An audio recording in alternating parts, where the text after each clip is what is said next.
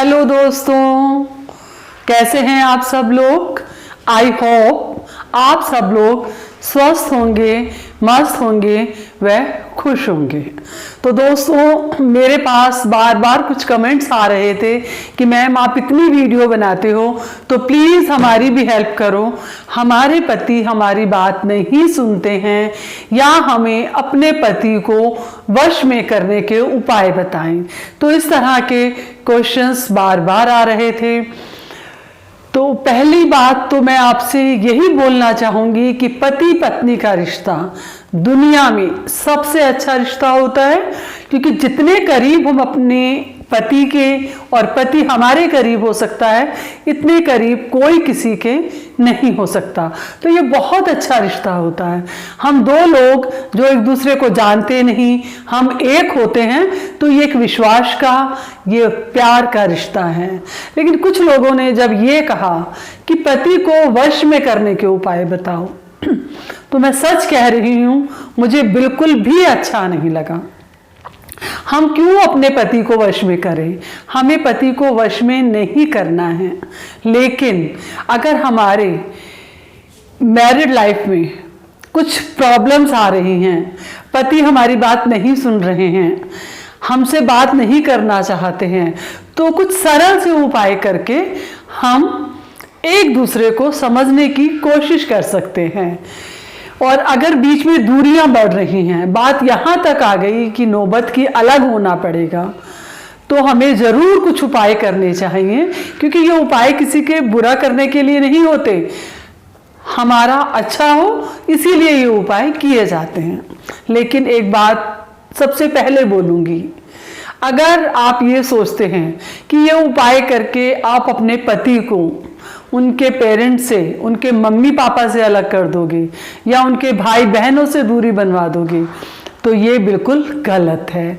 अगर आप ऐसा उपाय करेंगे तो आपको कभी भी अच्छा रिजल्ट नहीं मिलेगा। तो चलिए आज की वीडियो हम शुरू करते हैं।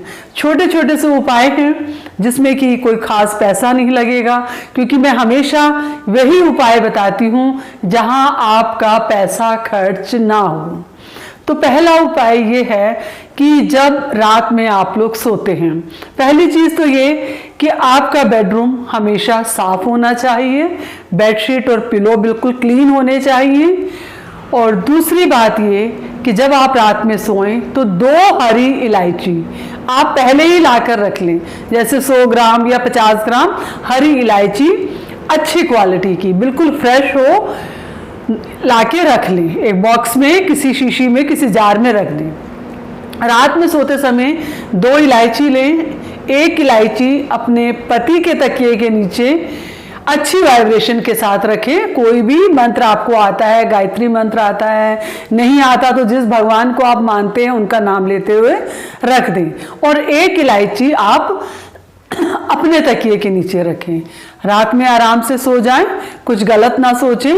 सुबह उठकर वो दोनों इलायची आपको उठानी है और उसको मामदस्ते में या खरड़ में, किसी भी चीज़ में अच्छे से पीस लेना है कि दोनों इलायची एक ही साथ मिक्स हो जाएं।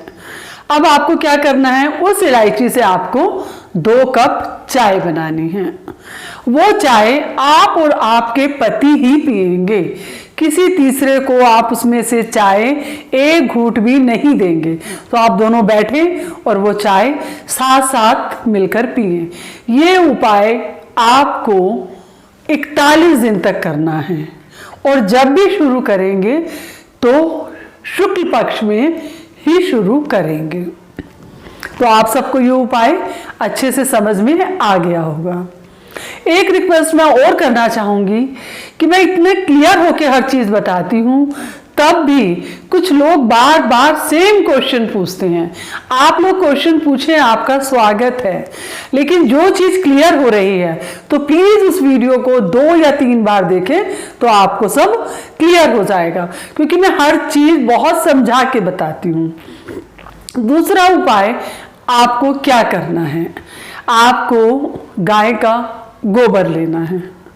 गाय का गोबर लेके आप छोटे छोटे से गोबर के दीपक बना लें और 2-3 दिन उनको धूप में सुखा लें तो वो अच्छे से कड़क हो जाएंगे।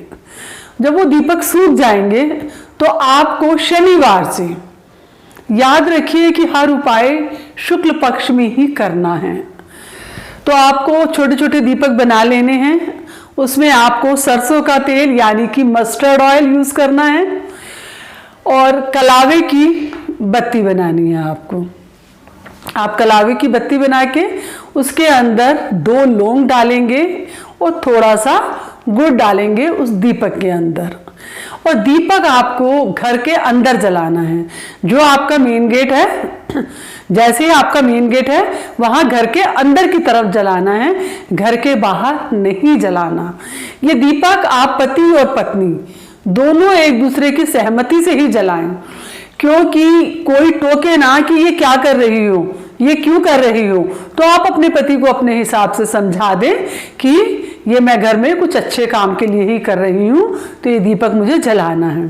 लेकिन दीपक जलाने से पहले आपको मन में प्रार्थना करनी है और एक निश्चय करना है कि आप इस दीपक को 11 शनिवार या 21 शनिवार जरूर जलाएंगे, और टाइम की भी कोशिश करिए कि एक ही टाइम हो। अगर आपने 6 बजे जलाया तो नेक्स्ट टाइम भी 6 बजे जलाएं या 6:30 बजे जलाएं, लेकिन कभी आपको 5-10 मिनट आगे पीछे हो जाए, मजबूरी है, अदरवाइज ज़्यादातर टाइम कोशिश करें कि एक ही टाइम पर ये दीपक जलाना है और अपने अच्छे दाम्पत्य जीवन, अपनी अच्छी फैमिली आपकी रहे पति पत्नी की, मन में भगवान से प्रार्थना करनी है और ये दीपक आपको जलाना है। तो ये 2 उपाय हो गए और बहुत क्लियर हो गया होगा कि कहीं भी आपको कुछ भी ज़्यादा पैसे खर्च करने की ज़रूरत नहीं है। तो जब ये दीपक आपके हो जाएं कि जैसे आपका दीपक जल गया तो बाद में उसे आप किसी पेड़ के नीचे रख दें, फिर नेक्स्ट शनिवार आप दोबारा से दूसरा दीपक जलाएंगे। एक रिक्वेस्ट और है कि जो मेरे चैनल पर नए हैं प्लीज़ मेरे चैनल को सब्सक्राइब करें, जिससे कि आप मेरी हर आने वाली वीडियो को देख सकें, और बेल आइकन का बटन ज़रूर प्रेस करें कि मेरी हर आने वाली वीडियो का नोटिफिकेशन आपको सबसे पहले मिलता रहे। और वीडियो को अंत तक देखिएगा। आपने 1 या 2 उपाय देखकर छोड़ दिए तो वो आपके भी किसी काम के नहीं होंगे, क्योंकि अधूरी जानकारी हमेशा गलत होती है। इस उपाय में भी आपको ध्यान रखना है कि कोई आपको टोके नहीं। तो अब तीसरा उपाय हमें क्या करना है? तीसरा उपाय है, आप एक रुमाल लेंगे पिंक कलर का रेशमी। अगर आपको पिंक कलर का रेशमी रुमाल नहीं मिलता है तो आप पिंक कलर का रेशमी कपड़ा रुमाल जितना बाजार से ले आए। वो यूज्ड ना हो, ये याद रखना, वो बिल्कुल अच्छा रुमाल हो तो आप वो रुमाल ले आए और किसी भी बहाने से आपके पति उस कपड़े को टच कर दें, बस वो एक बार छू दें। उसके बाद आपको उस रुमाल के अंदर 9 हरी इलायची, 9 हरी इलायची और 6 लौंग आपको उसके अंदर डालनी है। वो डालने के बाद आप उसको अच्छे से 2 गांठ लगा देंगे, एक गांठ आपके पति के नाम की और एक गांठ आपके नाम की। ये उपाय आपको थर्सडे, फ्राइडे, सैटरडे यानी कि गुरुवार, शुक्रवार और शनिवार, इन तीनों दिनों में से ही किसी दिन करना है। तो रात को आप इसे तकिए के नीचे रखकर सो जाएं। अपने पति के तकिए के नीचे रख देंगे तो बेस्ट है, और अगर वो नहीं कर पाती हैं तो अपने बेड के नीचे यानी कि गद्दे के नीचे या अपने तकिए के नीचे कहीं भी रखकर सो जाएं। और सुबह उठकर वो रुमाल लेकर आप घर से जाएं, कोई आपको टोके ना, ये याद रखना।